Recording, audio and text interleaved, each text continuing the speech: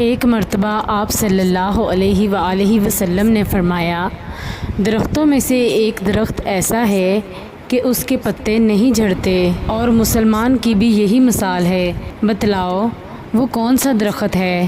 یہ سن کر لوگوں کے خیالات جنگل کے درختوں میں چلے گئے۔ عبداللہ نے کہا، میرے دل میں آیا کہ بتلا دوں کہ وہ کھجور کا درخت ہے، لیکن وہاں بہت سے بزرگ موجود تھے، اس لیے مجھ کو شرم آئی۔ آخر صحابہ نے عرض کیا، یا رسول اللہ صلی اللہ علیہ وآلہ وسلم، آپ صلی اللہ علیہ وآلہ وسلم ہی بیان فرما دیجئے۔ آپ صلی اللہ علیہ وآلہ وسلم نے فرمایا کہ وہ کھجور کا درخت ہے۔ صحیح بخاری حدیث نمبر 62۔ حضرت صلی اللہ علیہ وآلہ وسلم نے فرمایا، درختوں میں ایک درخت ایسا ہے کہ اس کے پتے نہیں جھڑتے، اور مسلمان کی مثال بھی اسی درخت کی سی ہے، بتاؤ وہ کون سا درخت ہے؟ یہ سن کر لوگوں کا خیال جنگل کے درختوں کی طرف دوڑا۔ عبداللہ رضی اللہ عنہ نے کہا، میرے دل میں آیا کہ وہ کھجور کا درخت ہے، مگر میں اپنی کم سنی کی شرم سے نہ بولا۔ آخر صحابہ نے حضرت صلی اللہ علیہ وآلہ وسلم ہی سے پوچھا کہ وہ کون سا درخت ہے؟ آپ صلی اللہ علیہ وآلہ وسلم نے فرمایا، وہ کھجور کا درخت ہے۔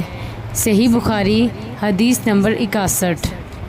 حضرت ابو ہریرہ رضی اللہ عنہ سے روایت ہے، کہا رسول اللہ صلی اللہ علیہ وآلہ وسلم مکہ کے ایک راستے پر چلے جا رہے تھے کہ آپ صلی اللہ علیہ وآلہ وسلم کا ایک پہاڑ کے قریب سے گزر ہوا جس کو جمدان کہا جاتا ہے۔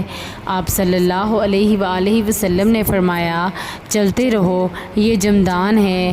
مفردون لوگوں سے الگ ہو کر تنہا ہو جانے والے بازی لے گئے۔ لوگوں نے پوچھا، اللہ کے رسول صلی اللہ علیہ وآلہ وسلم، مفردون سے کیا مراد ہے؟ فرمایا، کثرت سے اللہ کو یاد کرنے والے مرد اور اللہ کو یاد کرنے والی عورتیں۔ صحیح مسلم حدیث نمبر 6808۔ حضرت ابو ہریرہ رضی اللہ عنہ سے روایت ہے، ایک آدمی نے نبی صلی اللہ علیہ وآلہ وسلم کی خدمت میں حاضر ہو کر عرض کیا، میں نے خواب میں دیکھا کہ میرا سر اڑا دیا گیا ہے، میں نے دیکھا کہ وہ لڑکتا جا رہا ہے۔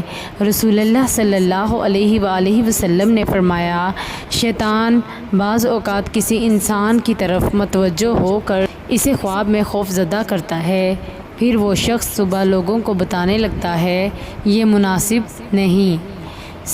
سنن ابن ماجہ حدیث نمبر 3911۔ حضرت جابر رضی اللہ عنہ سے روایت ہے، رسول اللہ صلی اللہ علیہ وآلہ وسلم نے فرمایا، جب کسی کو برا خواب آئے تو اسے چاہیے کہ خواب میں اس سے ہونے والی شیطانی شرارتیں لوگوں کو نہ بتائے۔ سنن ابن ماجہ حدیث نمبر 3913۔ حضرت عبداللہ بن عباس رضی اللہ عنہما سے روایت ہے، انہوں نے فرمایا، رسول اللہ صلی اللہ علیہ وآلہ وسلم نے اپنے آخری مرض کے ایام میں ایک دن پردہ ہٹایا جبکہ لوگ حضرت ابو بکر رضی اللہ عنہ کے پیچھے صفیں باندھے ہوئے نماز پڑھ رہے تھے۔